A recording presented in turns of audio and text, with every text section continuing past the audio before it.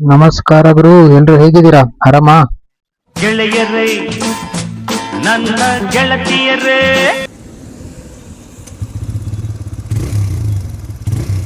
ಏನ್ ಮಾಡ್ತಿದ್ದೀರಾ? ಬರ್ರ ಬರ್ರ ಬರ್ರ ಬರ್ರ ಬರ್ರ ಬರ್ರ. ಬರ್ತಾರೆ ಕಾಣ. ಓಹ್ ಬಂದ್ರಾ, ಬನ್ನಿ. ಲಾಸ್ಟ್ ವಿಡಿಯೋದಲ್ಲಿ ಹೇಳಿದಾಗೆ ನನ್ನ ಗಾಡಿ ರಿವ್ಯೂ ಸ್ಟಾರ್ಟ್ ಮಾಡೋಣ.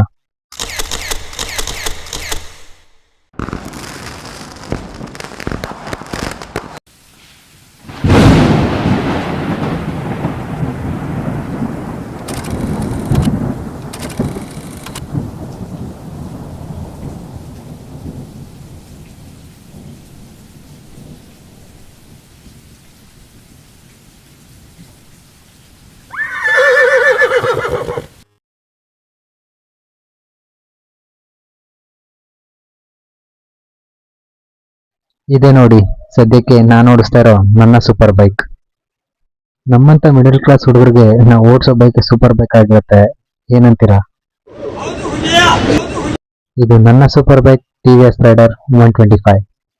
ಗಾಡಿ ನೋಡ್ತೀರಾ ನಿಮ್ಗೆ ಅನಿಸ್ತಿರುತ್ತೆ ಗಾಡಿ ತುಂಬಾ ಕಡೆ ಡ್ಯಾಮೇಜ್ ಆಗಿದೆ ಅಂತ. ಅದ್ ಯಾಕಾಗಿದೆ ಅಂತ ಫಸ್ಟ್ ಹೇಳ್ಬಿಡ್ತೀನಿ. ಎಲ್ಲ ತಪ್ಪು ತಿಳ್ಕೊಳಲ್ಲ ಬಿಡುಗರು. ತಿಳ್ಕೊಳ್ಳ. ಹೇಳದ್ನಲ್ಲ ತಪ್ಪು ತಿಳ್ಕೊಳಲ್ಲ ಅಂತ. ಒಂದ್ಸಲ ತಿಳ್ಕೊಂಡ್ ನೋಡು. ನೀವು ನೋಡ್ತಿರ್ಬೋದು ನಂಬರ್ ಪ್ಲೇಟ್ ಸ್ಕ್ರಾಚಸ್ ಆಗಿದೆ, ದುಮ್ ಸ್ಕ್ರಾಚಸ್ ಆಗಿದೆ, ಮತ್ತೆ ಇನ್ನು ಕೆಲವೊಂದ್ ಕಡೆ ಸ್ಕ್ರಾಚಸ್ ಆಗಿದೆ, ಅದನ್ನು ತೋರಿಸ್ತೀನಿ. ಈ ಕಡೆ ಬಂದ್ರೆ ಇದಿದೆಯಲ್ಲ, ಈ ಇಂಜಿನ್ ಹತ್ರ ಇದೊಂದು ಗಾರ್ಡ್ ಬರುತ್ತೆ, ಆ ಗಾರ್ಡ್ ಪೂರ್ತಿ ಹೊಡೆದೋಗ್ಬಿಟ್ಟಿದೆ. ಇಲ್ಲೂ ಅಷ್ಟೇ, ಇಲ್ಲಿ ನೋಡಿ ಇದು ಡ್ಯೂಯಲ್ ಬ್ರೇಕ್ ಫುಲ್ ಕಟ್ ಆಗ್ಬಿಟ್ಟಿದೆ, ಕನೆಕ್ಷನ್ ಇಲ್ಲ, ಫುಲ್ ಶೇಕ್ ಆಗತ್ತೆ ಗಾಡಿ ಓಡಿಸ್ತಾ. ಅದು ಬಿಟ್ರೆ ಅವ್ರು ಗೊತ್ತಿರೋ ಫೋರ್ಸ್ಗೆ ಇದು ಬೆಂಡ್ ಆಗ್ಬಿಟ್ಟಿದೆ. ಅದ್ರ ಜೊತೆಗೆ ಸೈಲೆನ್ಸರ್ ಫುಲ್ ಬ್ಲಾಸ್ಟ್ ಆಗ್ಬಿಟ್ಟಿದೆ. ಇಲ್ಲಿ ನೋಡ್ತಿರ್ಬೋದು ಇಲ್ಲಿ ಸ್ಕ್ರಾಚಸ್ ಆಗಿದೆ, ಇದು ಮತ್ತೆ ಹ್ಯಾಂಡ್ ಇರ್ಲಿಲ್ಲ ಅಂದ್ರೆ ತುಂಬಾನೇ ಕೈ ಕಾಲು ಏಟ್ ಆಗಿರೋದು. ಏಟ್ ಆಯ್ತು, ಬಟ್ ಪಾದಕ್ ಮಾತ್ರ ಏಟ್ ಆಗಿ ರಿಕವರಿ ಆದೆ. ನೈಟ್ 11:15 ಆಗಿದೆ, ಅದು ಫಸ್ಟ್ ಆಕ್ಸಿಡೆಂಟ್. ಮತ್ತೆ ಇಲ್ಲಿ ನೋಡ್ಬೋದು ಲಿವರ್ ಕಟ್ ಆಗಿದೆ, ಇದು 4 ಶುಕ್ರವಾರ ನೈಟ್ ಆಗಿದ್ದು. ಟಾಟಾ ಏಸಿಯನ್ ಹಿಂದೆಯಿಂದ ಬಂದು ಗುದ್ಬಿಟ್ಟ, ಈ ಲಿವರ್ ಕಟ್ ಆಗ್ಬಿಡ್ತು. ಬಟ್ ನನಗೇನು ಆಗಿಲ್ಲ, ಅದೇ ದೇವ್ರ ದಯ ಅನ್ಬೋದು ಅದನ್ನ. ಇದ್ರ ಜೊತೆಗೆ ಗಾಡಿ ಕೆಳಗಡೆ ಬಿದ್ದಾಗ ಬ್ರೇಕ್ ಪೆಡಲ್ ಇದೆಯಲ್ಲ ಅದು ಕೂಡ ಬೆಂಡ್ ಆಗ್ಬಿಟ್ಟಿತ್ತು. ನಾನೇ ತೆಗೋಣ ಅಂತ ಟ್ರೈ ಮಾಡಿದೆ, ಬಟ್ ಆಗ್ಲಿಲ್ಲ. ಇಲ್ಲಿ ನೋಡ್ತಿರ್ಬೋದು ಇಲ್ಲೂ ಕೂಡ ಬೆಂಡ್ ಆಗ್ಬಿಟ್ಟಿದೆ. ಗೇರ್ ಶಿಫ್ಟ್ ಮಾಡಕ್ಕೆ ಆಗ್ತಿರ್ಲಿಲ್ಲ. ಒಂದ್ಸಲಿ ಗೇರ್ ನ ಮೈನಸ್ ಮಾಡಿದ್ರೆ ಸಾಕು ಅಲ್ಲೇ ಬ್ಲಾಕ್ ಆಗ್ಬಿಡ್ತಾ ಇತ್ತು. ನನಗಂತೂ ತಲೆ ಕೆಟ್ಟೋಗ್ಬಿಟ್ಟಿತ್ತು. ಅಲ್ಲೇ ಪಕ್ಕದಲ್ಲಿ ಗ್ಯಾರೇಜ್ ಇತ್ತು, ಅಲ್ಲೋಗಿ ರೆಡಿ ಮಾಡಿಸ್ಕೊಂಡೆ. ಇದ್ ಮಾತ್ರ ಅಲ್ಲ, ಗಾಡಿಯಿಂದ ಒಂದು ಪಾರ್ಟ್ ಮಿಸ್ ಆಗಿದೆ, ಅದನ್ನು ತೋರಿಸ್ತೀನಿ. ಈಗ ನೋಡ್ತಿದ್ದೀರಲ್ಲ, ಈ ಇಂಡಿಕೇಟರ್ ಇಲ್ಲ, ಅದ್ ಯಾಕಿಲ್ಲ ಅಂತ ಹೇಳ್ತೀನಿ. ಈ ಕಡೆ ನೋಡಿ, ಈ ತರ ಇಂಡಿಕೇಟರ್ ಇದೆಲ್ಲ, ಇದು ರಿಮೂವ್ ಮಾಡಿ ಮತ್ತೆ ಹಾಕ್ಬೋದು. ಇವಾಗ ಗಟ್ಟಿಯಾಗಿ ಕೂತಿದೆ ಅದು. ಈ ಕಡೆ ಇಂಡಿಕೇಟರ್ ಬಂದು ಒಂದು ಮಂತ್ ಮುಂಚೆ ಕಿತ್ತೋಗ್ಬಿಟ್ಟಿತ್ತು. ನಾನು ಹಂಗೆ ಅಟ್ಯಾಚ್ ಮಾಡ್ಕೊಂಡು ಗಾಡಿ ಓಡಿಸ್ತಾ ಇದೆ. ನಾನು ಕೆಲ್ಸಕ್ಕೆ ಹೋಗ್ಬೇಕಾದ್ರೆ ಗಾಡಿ ಪಾರ್ಕ್ ಮಾಡಿ ಹೋಗ್ತಾ ಇದ್ನಲ್ಲ, ಅವಾಗ ಕರೆಕ್ಟ್ ಆಗಿ ಇರ್ತಾ ಇತ್ತು. ಮತ್ತೆ ಬರ್ಬೇಕಾದ್ರೆ ರಿಮೂವ್ ಆಗ್ಬಿಡ್ತಾ ಇತ್ತು. ನಾನು ಎಲ್ಲೋ ಗಾಡಿ ಟಚ್ ಆಗಿ ರಿಮೂವ್ ಆಗ್ತಿರ್ಬೇಕು ಅನ್ಕೊಂಡೆ. ಅದಾದ ಲಾಸ್ಟ್ ವೀಕ್ ಅನ್ಸುತ್ತೆ, ಯಾರೋ ಸೀಟ್ಲೆಸ್ KBS ಅನ್ನು ಕಿತ್ಕೊಂಡು ಹೋಗ್ಬಿಟ್ಟಿದ್ದಾನೆ.